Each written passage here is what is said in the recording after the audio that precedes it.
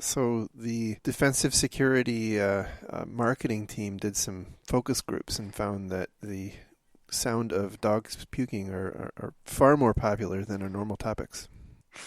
I think we should consider shifting the format then. Yeah, clearly that is the way of the future.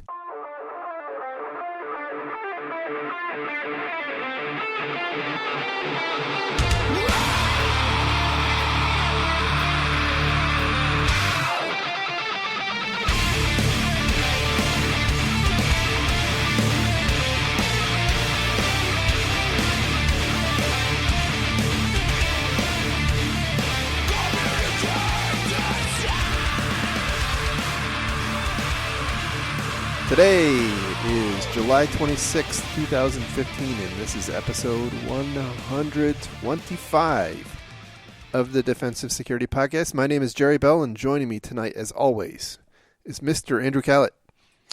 Hi, Jerry. How are you? I'm very good. How are you? Hungry. Yeah, me too.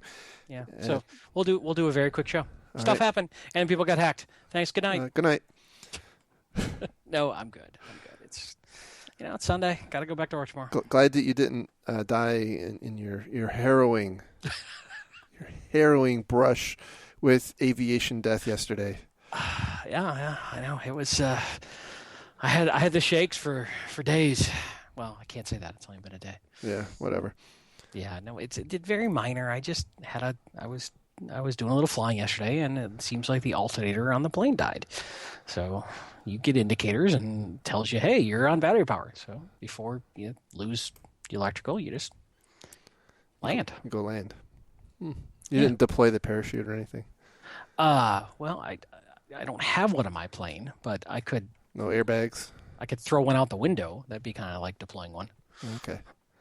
No, I just turned around and landed. It was kind of, the important thing is you got to notice that thing. You got to notice the flashing light telling you, hey, something's wrong, and actually diagnose what's wrong before, you run out of power. But, typically you get like 30 minutes on a well-serviced, nominally performing battery. Which probably correlates well to a plane that's alternator went out, right? I don't know for sure that the alternator went out, actually. I had all the indications that I was no longer generating any power for the battery or the electrical system, and I was purely on battery power. So I actually need to follow back up with where I rented the plane from and see. I noticed that it's down for maintenance for 2 days, which tells me it probably wasn't just like the alternator belt or something, that something significant seemed to have happened. But so you broke their plane is what you're saying? Well, somebody has to. All right. So better me than like a 20-hour student. True. That's true. Anyhow, so as usual, the thoughts and opinions we express on this podcast are ours and do not represent those of our respective employers. So jumping into our stories, and quite a week it was. Right after we released our podcast, two big things happened. Number one, of course, was another 0-day came out of the hacking team breach. That was the Microsoft Adobe Core fonts, I believe it was. Not just Adobe. It was like. No, it was it was Windows. It was a Windows. Yeah. And it seemed to have affected every version of Windows since NT. But it was with a component called Adobe Core Fonts, I think. Right. Anyway, and first one that came out that affects Windows 2003 that was not patched. That's right. So if you got some 2003 out there, and it's a pretty interesting one, Yeah. Don't be browsing. Don't be browsing the internet from your servers, people. It's true. Anyway. The other big news for those who woke up Monday morning was the big news about Ashley Madison. So did you have any uncomfortable conversations with your wife? Well, I always do, but not about this. So yes, the story here is that Ashley Madison, whose slogan is "Life short, have an affair," they got hacked. Apparently, they got hacked, and there's a lot of swirling confusion around here because apparently they have released what are just what's described by Mr. Krebs in his story here as large caches of stolen data. Now, I've not actually seen or heard from anybody who's actually seen those large caches, but I do trust Brian to actually have seen them. But up until recently, I've been questioning if this is a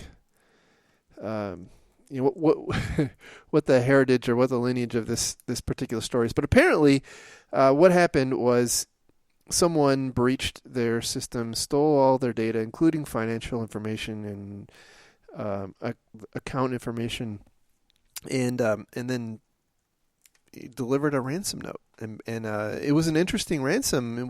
They weren't asking for money. They were asking for their Ashley Madison and their other site, the Established Men, to be taken offline. And wait, let me ask you: is FarmersOnly.com at risk? No, we're good there. Whew, thank God. I know. Carry on. Yep, I know. I was worried too. Those are epic commercials, by the way. But anyhow, apparently their beef is. And of all the things to have a beef about with this site, apparently their beef is that Ashley Madison or their parent company accepted or charged $19 for people who had an account to completely erase all traces of their account. But apparently they didn't actually do that. And so this hack and the data theft and the threat to release the data was in protest of the data not actually being deleted. So they were trying to protect those people who paid to have their data removed by publishing the data that they thought they had paid to remove. So what were they doing instead? Just not deleting it? Apparently that, yeah, I guess there's really not a very clear explanation of that, but apparently they retained enough data to completely reconstruct their accounts, including things like fetishes and real names and addresses and things like that. Fascinating. So I have heard speculation. So first off, as far as I know, we don't know anything about how this hack really went down yet, correct?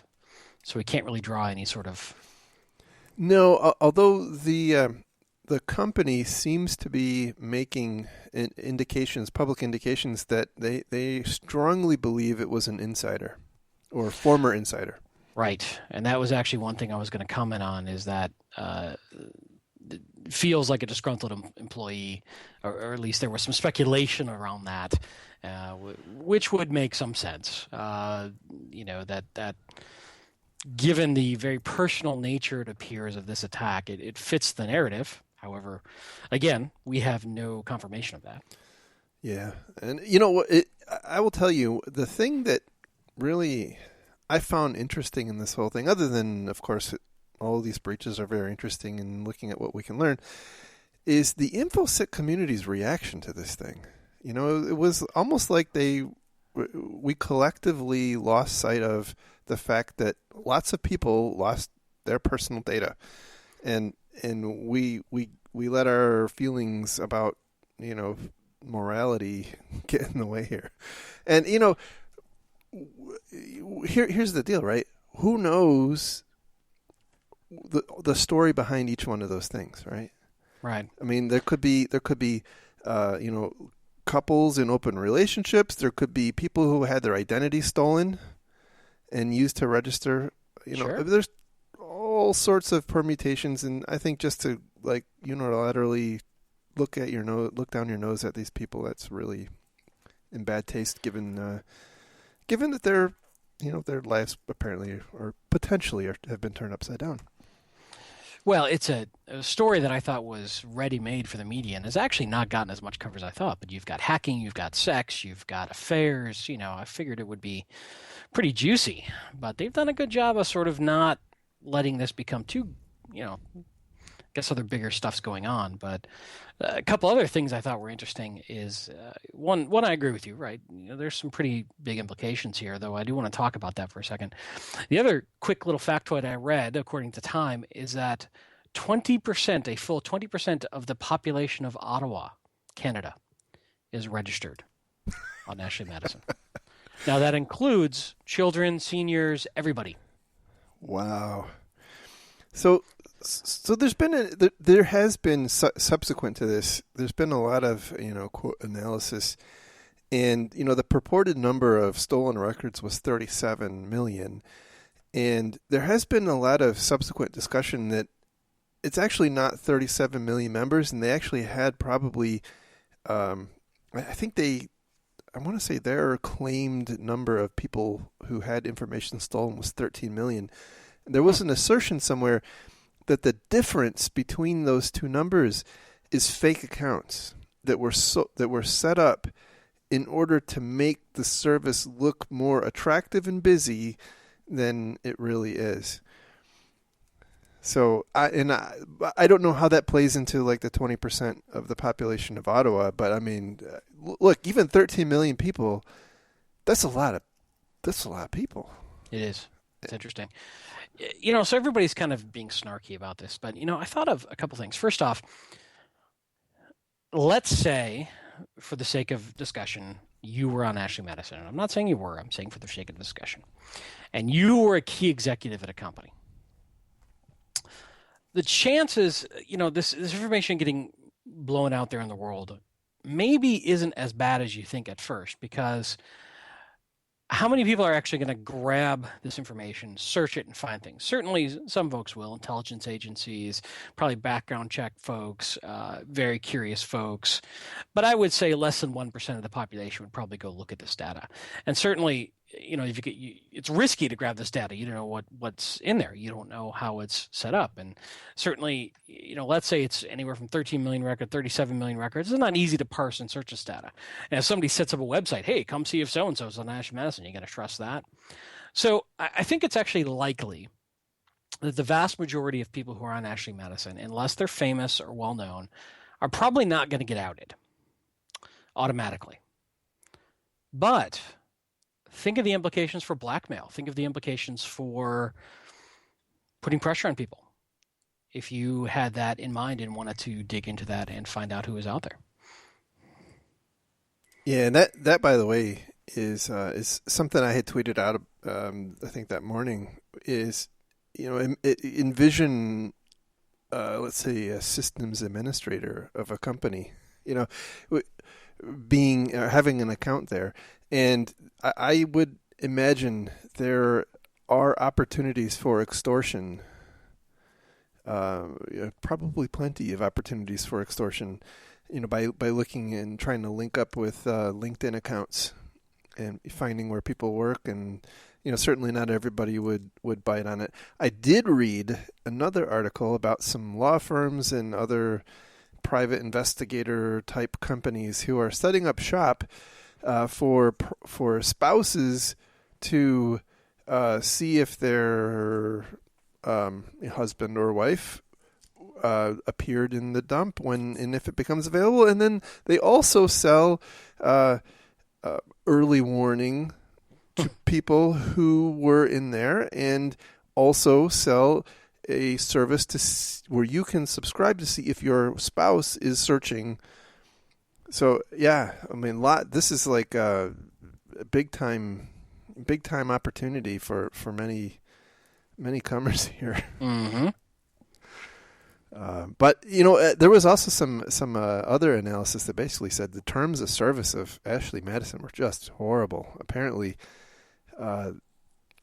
they basically kind of explicitly say that they're not doing a whole lot to protect your data, and they're in fact allowed to provide it to third parties. So, it'll be really interesting to see what an organization like the FTC does, because, the FTC has been pretty activist, because I would imagine, now maybe there's some people who will end up getting divorced from this, and so that they may go public in a big way. But you got to think that the average person who is using the site on the down low and actually having an affair they don't want their spouse to know about is not going to go sue Ashley Madison because they lost their data. Right. It'll be interesting. It's, obviously there's some voyeurism aspect of this here, and we don't know a lot about the hack or how it happened and, what we can learn from it, but hopefully some more information will come out. Yeah. But I think what this is telling folks, hopefully, is that it's really, really difficult to trust that your data is secure. Yes. So, and also the systemic issues in society that some of these services have developed, right? I mean, who would have thought that some stupid little podunk website that connects people for extramarital hookups, could eventually get to the point where a breach of their database could be, a blip on the radar of civilization. Well, yeah, but think about this: cross-reference with the OPM data. Yes, exactly right. Exactly right. It's so. I think my point there is that I don't. This certainly is true with the OPM situation. I just don't think that most organizations really have a good appreciation for the significance of what they're trying to protect. Yeah, I would agree. So anyway, moving on from that one, I'm sure there'll be more to talk about in coming weeks with that one. Then the next story we have is from McAfee, and it's a report they released called the Critical Infrastructure Readiness Report. And it's not a very long report. It's 8 pages long, and they had a couple of findings that I thought were interesting. So, can I say, just before we get into those, the clip art pictures in this report were stellar. Oh, absolutely. Absolutely. I mean escalators as critical infrastructure, windmills as critical infrastructure. I'm with you. I completely agree. Fine marketing team. Jet engines as a mountain and a lake. Yes, completely. In all seriousness, I'm actually surprised they're still using the name McAfee, because they were trying to get away from that and go with Intel Security. Well, when you read through here, they half of the time they refer to it as Intel Security, and some other times they refer to it as McAfee Labs.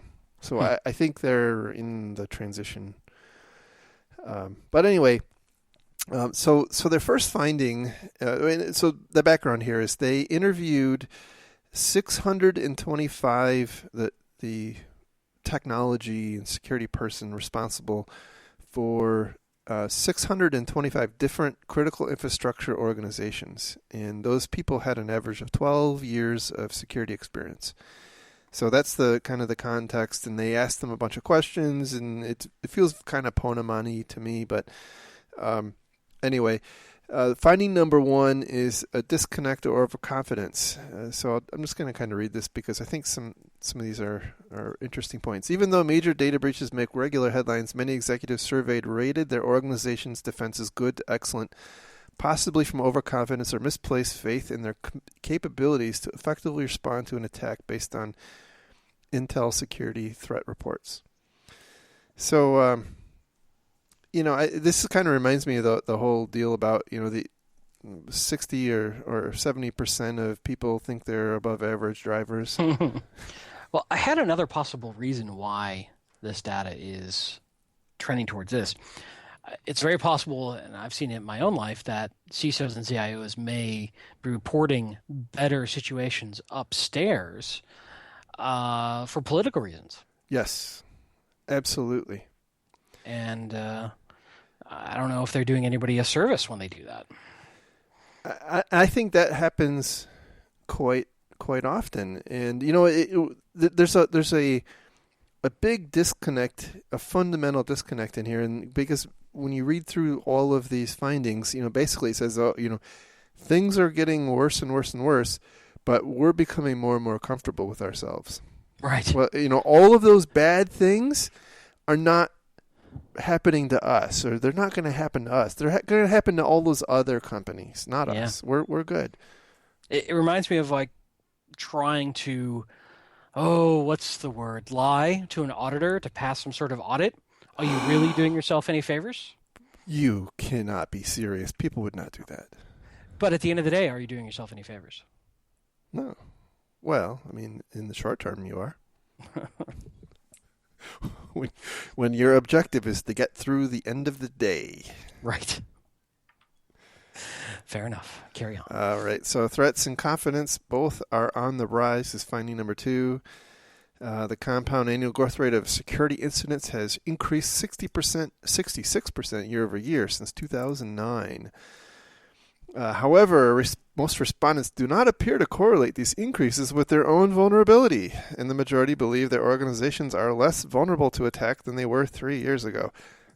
I got to think if you ask the architects and engineers and the folks on the ground, they would not agree with that assessment at the same organization where their executives said they were in good shape in most situations. Yep. So, finding number 3, favorable to these people are favorable to cooperation. More than 3/4 of the executives believe it is important to increase cooperation among organizations and with their own governments to counter cyber threats.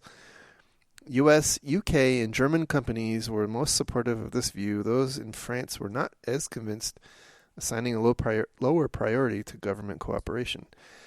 And as we have seen that, apparently information sharing is the solution to all of our cyber ills. So I'm very curious about this finding because I hear this a lot. And I hear this proposed a lot. I hear people talking about this. But does it actually work? Does it actually help anybody? Or is this the equivalent of an AV DAT file update with indicators of compromise, centralized through a government agency? That's a good question. I mean, it's the whole threat intel discussion at another level. I guess the implication is the government has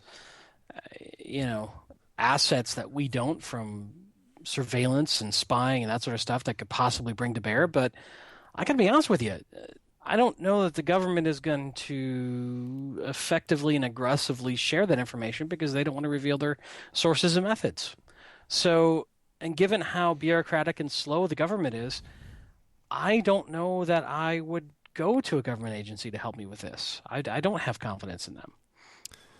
No, I have had some discussions with people like Bob who are very well connected in this space, and there are a lot of concerns, and I always have to wonder about the motivations of such concerns related to anti-competitive behavior. If you have different companies, cooperating with each other, and I'm not a lawyer, but it sounds like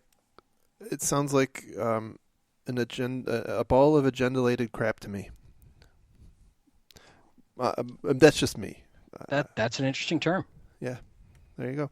So finding number 4, serious cyber attack believed likely. Despite high confidence in their own defenses, U.S. and French respondents in particular rate a serious cyber attack affecting critical services and causing loss of life as highly likely within the next 3 years. Respondents from the transportation and energy sectors were more likely than their counterparts in other sectors to deem the possibility of such an attack likely or highly likely.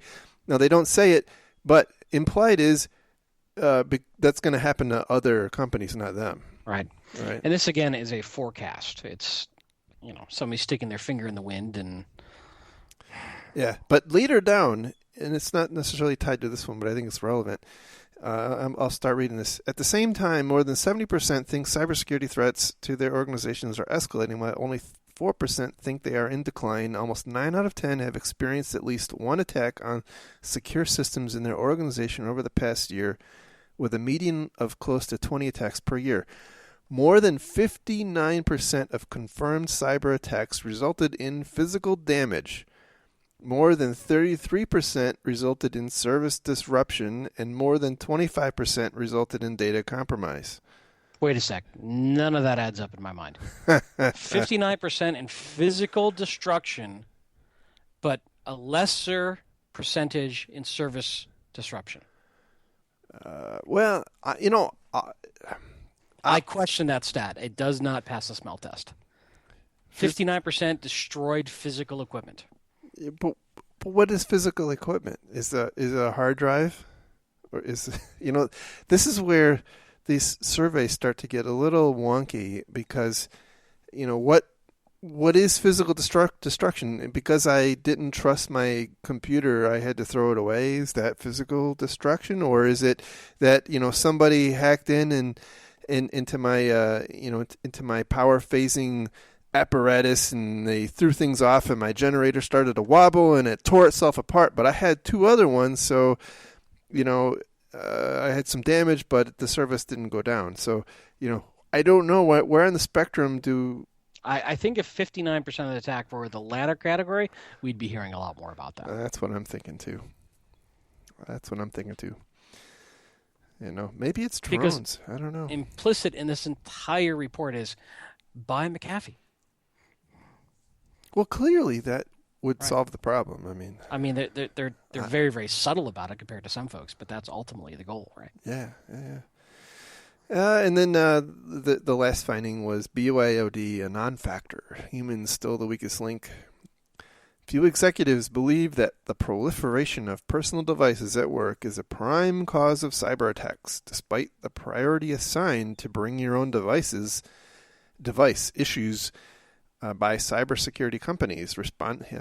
Basically, we think it's a priority, and so should you.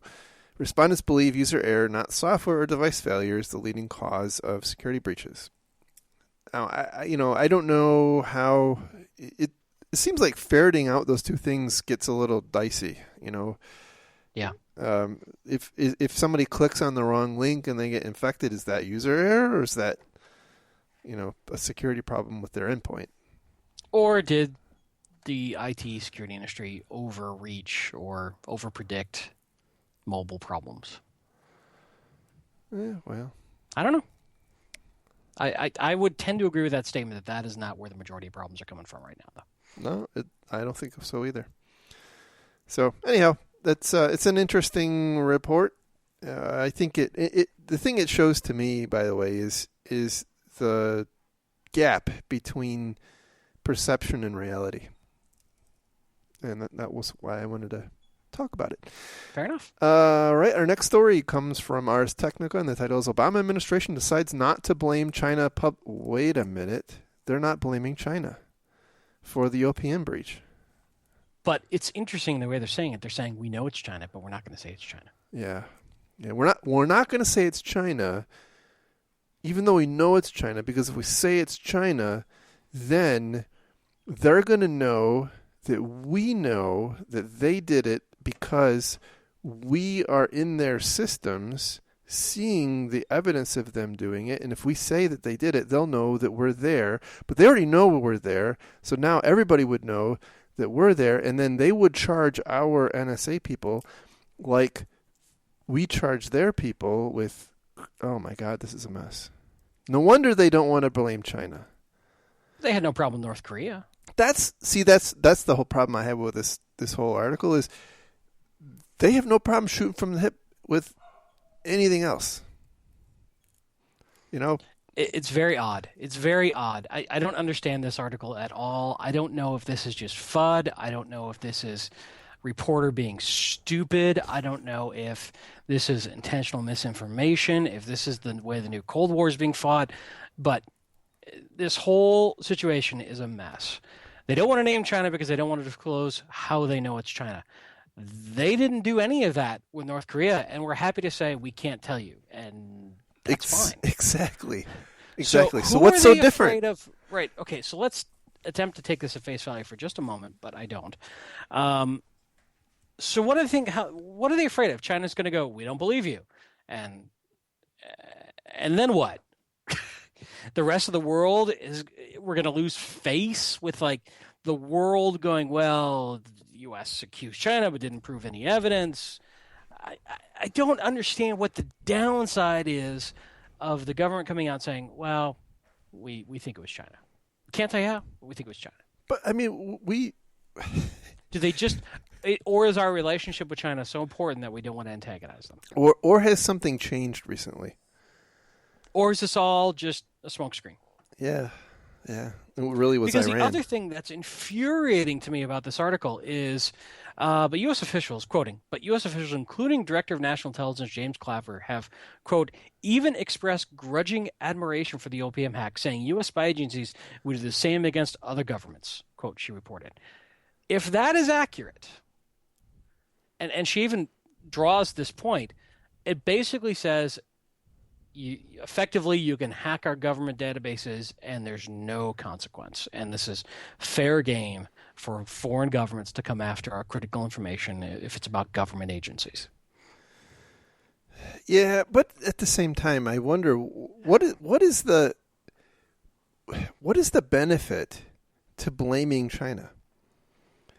And I've always wondered this, whether it was blaming North Korea or Iran or, what is the benefit? Well, in theory, it's, to put pressure on them to stop. Is it to build consensus for, furthering a political agenda? Now I know we're starting to delve into places I don't want to go, but right. We're also assuming perfect logic being applied to these decisions. True. Yeah, which we know is not the case. So I don't know, just a weird story, and I don't know what to believe, but something doesn't add up for me. No, I agree.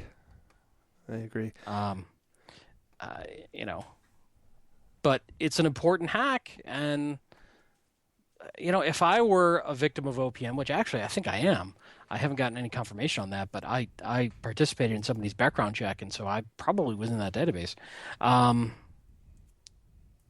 I'm offended that they think, well, that's just the way the game is played. Nice job, Chi-Coms. No, that's just not cool. Yeah, I don't know. I don't know what to think. I mean, everybody who spoke did so off the record and under anonymity. So, part of me wonders is this I don't know. Without getting into the whole conspiracy theory too much, I do wonder how much of the anonymous disclosure of information to reporters by government officials is strategic and not, certainly, not somebody trying to talk out of turn. We know it happens. We've got plenty of proof of that happening over many decades. Yeah. They plant disinformation all the time. And, a reporter may very well go along with it for exclusive story next time. Sure. So, I don't know. But it's a weird calculus in terms of the PR aspect of these situations.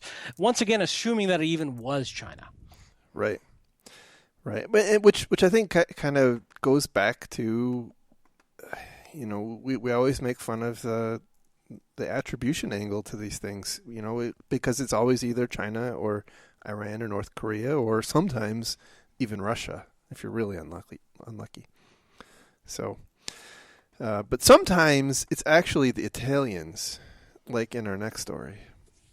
I always thought it was the Canadians. I was told to blame Canada when I was growing up. Well, that's because you lived in the Detroit area, and yep, they were the enemy. It's true. And we had to go over there and drink their beer when we were 18. So well, it was important. Otherwise, bad things would occur. And yep. It's like pushing the button on Lost. The world would end if we didn't go drink their beer. So the story here comes from the Trend Micro blog, and it is yet another hacking team story. Which, can I just say very quickly, their PR efforts are stunning in the ineptitude. Oh, hacking team? Yes. Well, say a little more about that. Go ahead. They're coming... I don't know if things are getting lost in translation. I don't know if they just don't have a PR firm. I don't know if they're just that arrogant, but they're coming out completely, apparently unable to perceive how they are being perceived with all these tools. They completely defend themselves quite arrogantly. They feel that they are the victim, and indeed they are. But their ability to justify their tools is failing badly. And I'm not saying that they should have to, but in the PR battle that they should be fighting for the future of the company, I really think they're doing a bad job. And I'm not trying to beat up on them. I'm just saying that they seem to be digging deeper holes for themselves in every interview I read with their leadership. Everything the CEO says comes off as an arrogant ass as opposed to, a good business partner you'd want to work with. As they say, if you find yourself in a hole, stop digging. So, but it could be Italian to English translation issues. It could be all sorts of things. Cultural, yeah, it's cultural, sure. Hard to say. But anyway, the story here is that apparently a new piece of Android malware has surfaced in the ensuing breach, and it's being called the most advanced piece of Android malware ever found, and it has, I would say, almost all of the capabilities you could really ever, possibly want. Things like being able to get screenshots, get copies of the clipboard, collect passwords for Wi-Fi networks and Skype passwords and Facebook passwords and Twitter passwords and Google passwords and WhatsApp passwords. Any password that you would want to be able to surreptitiously record on the microphone and on the front and back cameras, to get location information, to get your SMS and other instant messaging, and monitor, capture in real time voice calls. So basically anything you could possibly do with the device that this piece of malware allows them to monitor and retrieve information, which I gotta believe is bad for the old bandwidth bill. Probably. So if you're on LTE and you're doing a Skype call and you're also having a stream going off to, anyway, I worry about things like that. Well, you have teenagers. I do. But apparently the way they also found the way this was being delivered was through SMS and emails, as well as that. I think last week we talked a little bit about the bogus App Store app that they put together, but Trend Micro here has evidence of them using two different CVEs, two different exploits or vulnerabilities to deliver the malware onto the phones. And the thing that struck me with this is we've talked in the past. Been a long time since we mentioned this, but Android is a very fragmented platform, right? It's a hugely fragmented platform, and often what happens, unless you're on like the Google brand phone, you often don't have an upgrade path, and it's often somewhat rare that you get major upgrades, and so these CVEs are from 2012, and I wonder, how many phones are still vulnerable to those. So that may be why they're still using those. Yeah, I agree. I'm not ripping on Android. It's just the I'm not pro iPhone versus Android. It's just the state of their ecosystem. I also wonder, how bad are we at detecting this stuff? How often was this caught in the wild? How often did somebody notice, wow, I didn't send that email. I didn't send that SMS, right? Or great question. And in fact, how often was this used? I mean, that would be an interesting. It would be really interesting to find out if there were, and if it were caught, would it have been detected as garden variety malware or, right, something horribly nefarious like this, or if they, if someone realized that it was. Let's say it was your BYOD device and your organization realized that it was, the FBI monitoring your phone. Would they shut up? What would they do? Uh, and it goes to how often did they actually sell this, right? Maybe there was something incredibly expensive, and which makes sense because you don't want to burn these, because as soon as they're found, in theory, they start getting shut down. Right. But this counters the earlier conversation we had of BYOD not being a big issue. This kind of stuff's pretty impactful if you could get it on an executive's phone. Yeah, but don't worry, Trend Micro has the solution for that. Of course they do. It's interesting. They got you covered. I'd love someday for somebody like Hacking Team or somebody else in a similar business to disclose how often their 0 days get burned in the wild. In other words, get found and reported and shut down versus just thrive. And how often they put them out there, because I would argue we suck at detecting these, and we do a really bad job of, in essence, anomaly detection to find unknown 0 days.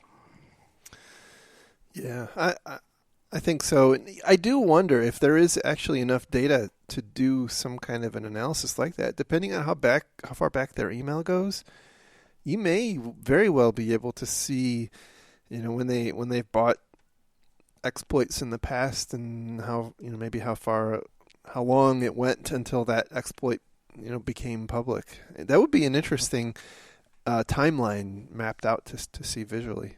So if anybody's creative and looking for a B-sides talk, there you go. Interesting. Oh boy. So let's see. So we have one more topic for tonight, and I don't know if we can do it complete justice, but a couple weeks ago, and we were going to talk about this last week, but we did not. There was some discussion about network segmentation, and so Dave Kennedy tweeted out, and I'm going to see if I can find the exact quote. Are you sure you want to get into this topic? It's probably like a 20-minute discussion. Probably not. All right. Tell you what, let's do it next week. It'll be the first topic next week. All right. Good deal. Because I think it's a great topic. We need a lot of time, I think, on this one. I agree. Fair enough. And I'm hungry. Yeah, me too. And I think dinner's ready. All right. Now I see your motivation, mister. Well, people, the advice we give on the show is worth what they pay for it. True. All right. Well, I guess that's a wrap for tonight. Thank you very much, as always, for listening in and giving us, 45 minutes or an hour of your time every week.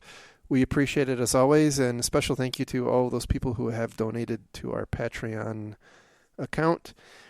And probably one or two last reminders before the conference. The HTCIA conference, High Tech Crime Investigation Association conference, is being held on August 30th through September 2nd in beautiful Orlando, Florida. I am intending to be there, have my reservations all set up, and I hope to see you there. And you can find the show on the internet at www.defensivesecurity.org, where you will find links to the stories we've talked about tonight and all of our back episodes. You can follow the show on Twitter at DefensiveSec. You can follow Mr. Khaled on Twitter at Lerg. That's Lerg. And you can follow me on Twitter at MaliciousLink. Hopefully you can figure that one out. And with that, we will talk again next week, where we will definitely be talking network segmentation. Thanks, everybody. Have a great... See ya. Bye.